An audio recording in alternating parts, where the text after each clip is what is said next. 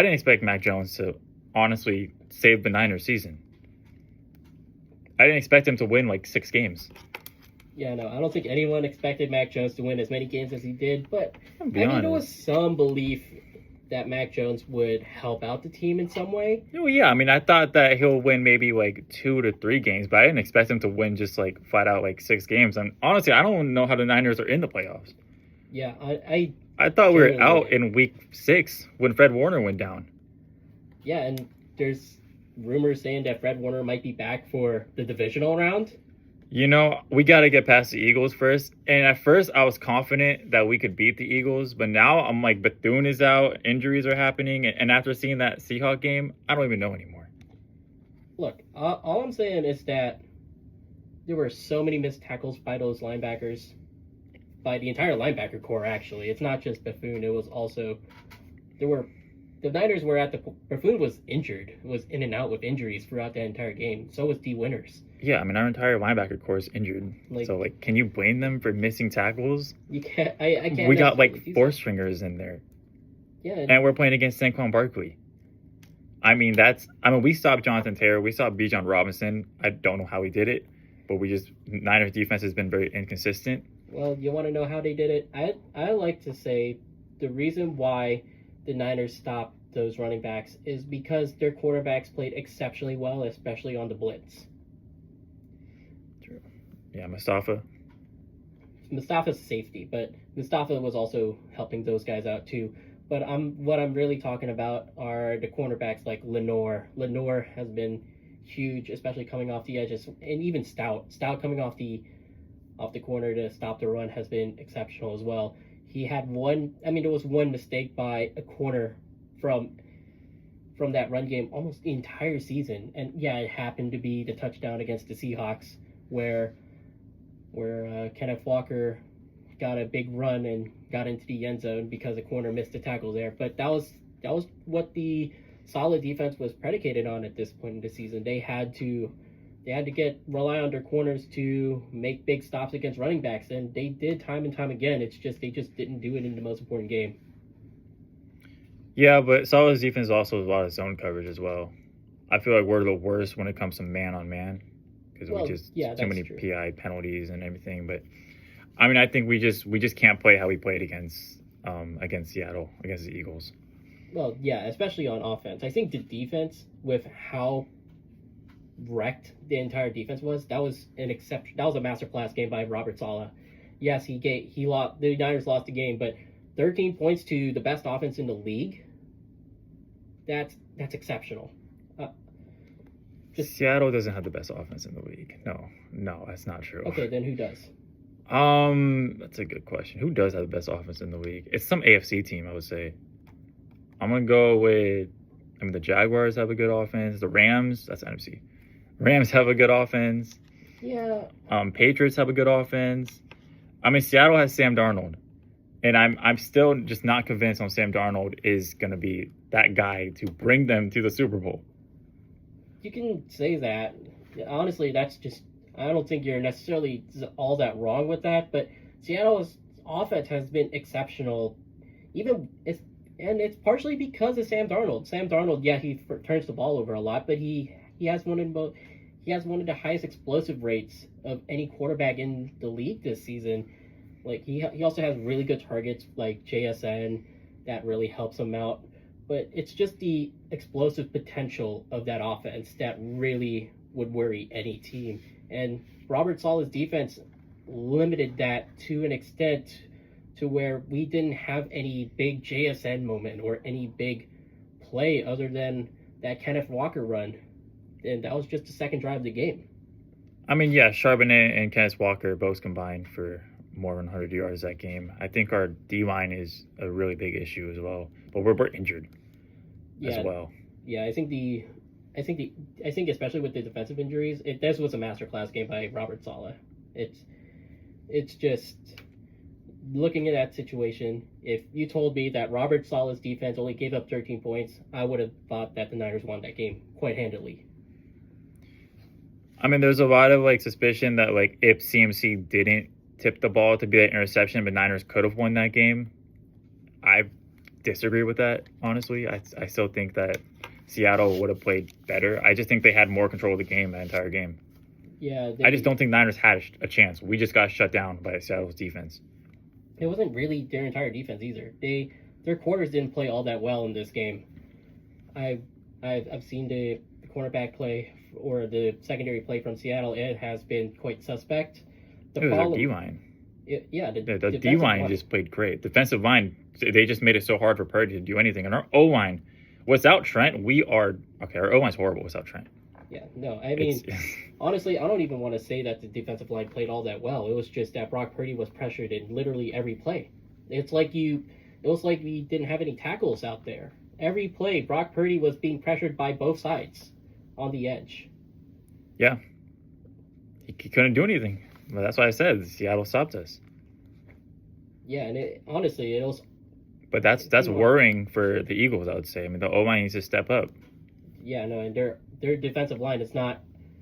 It's not Seattle's defensive line, obviously.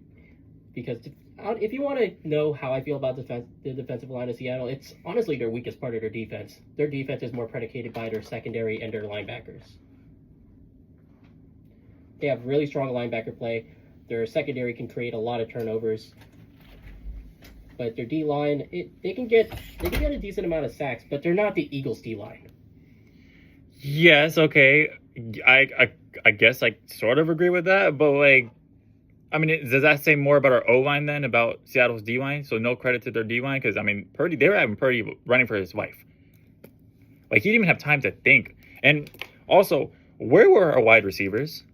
Where was Jennings? They were covered by their secondary and their linebackers. That was the strong part of their defense.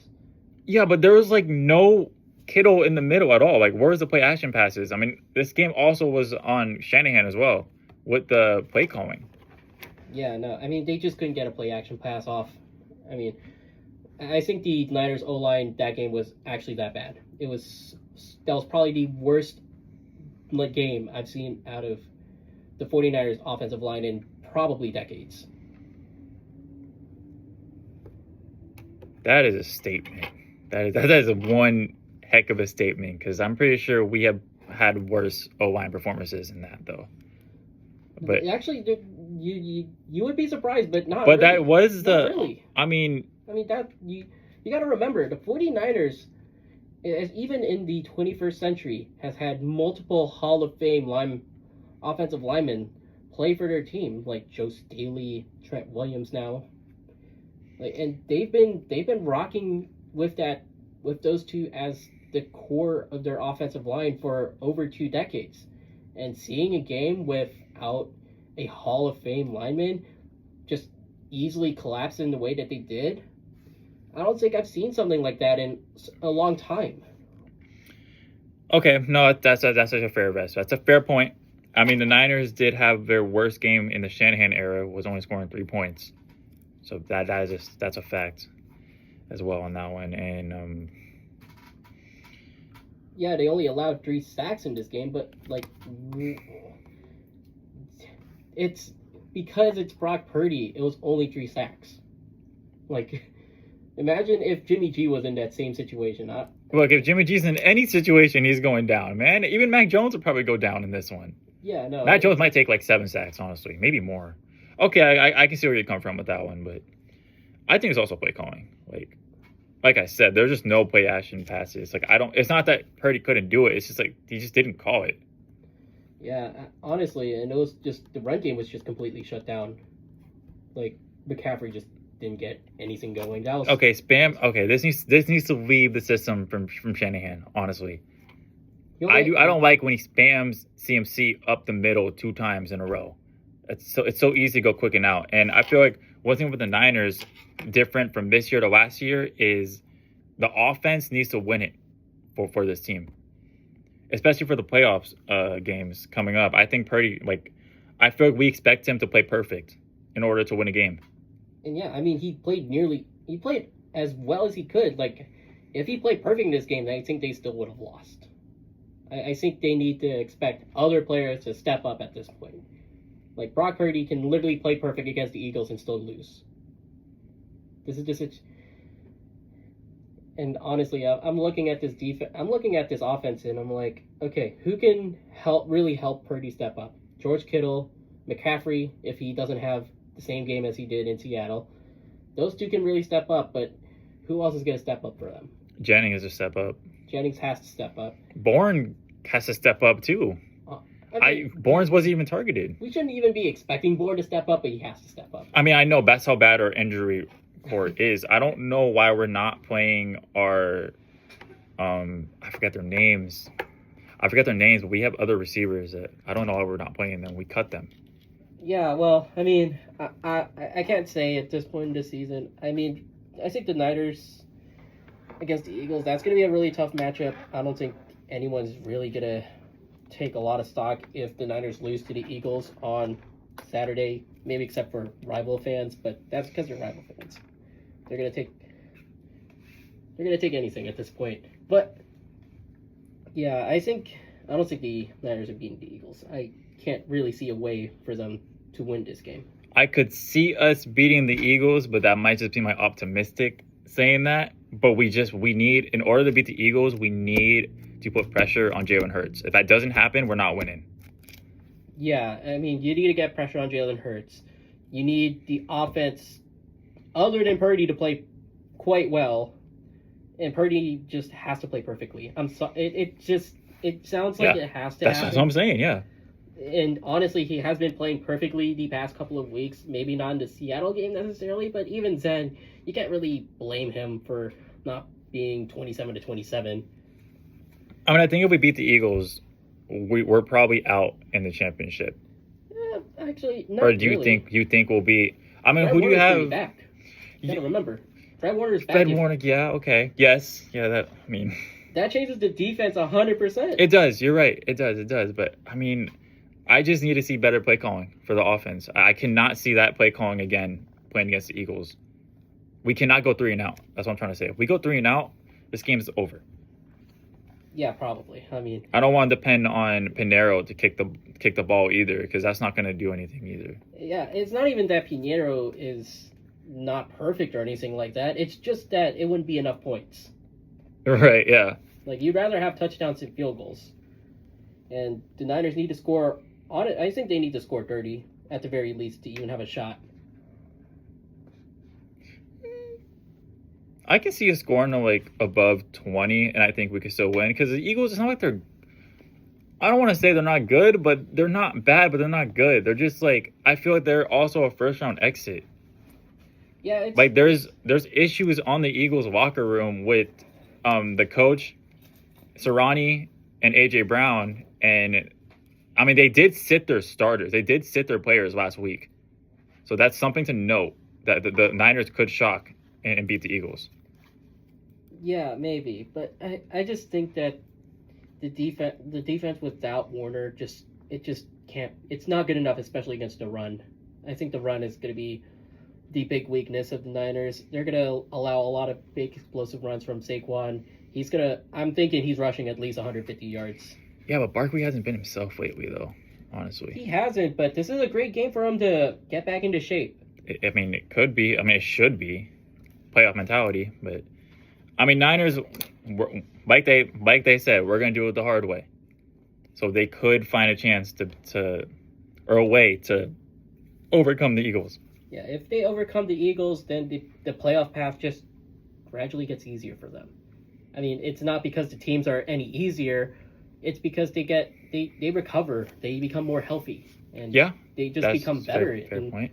Because they have reinforcements. If they can get reinforcements back, then I think the Super Bowl shot is still possible. I just think that the wildcard round is going to be the hardest game that they're going to play all season. I think the divisional round is going to be the hardest they're going to play all season. I don't know. Not necessarily. I mean, they either have the Bears. I mean, the Bears. I mean, I don't want to play the Bears again. Do you want to play the Bears again?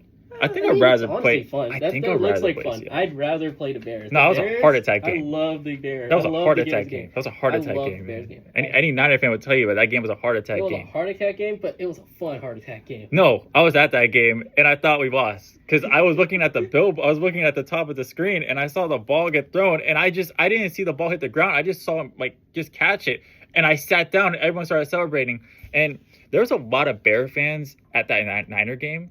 Like, Bears fans, they travel. Yeah, no, I mean, once the team got good, they started traveling again. That was great. But yeah, this is FTM Face to Music. I think the Niners, if they have a shot, if they win against the Eagles, they have a good shot at the Super Bowl. If they don't win, well, it's just the Eagles are going to be a tough matchup for them. Okay, I can agree with that. If we beat the Eagles, we have a shot at the Super Bowl. If we don't win, well, obviously we don't win. But yeah, I still think divisionals will be our hardest. Tough, even with Fred Warner back. Yeah, well, we'll see y'all next week. Hopefully, y'all have a good week.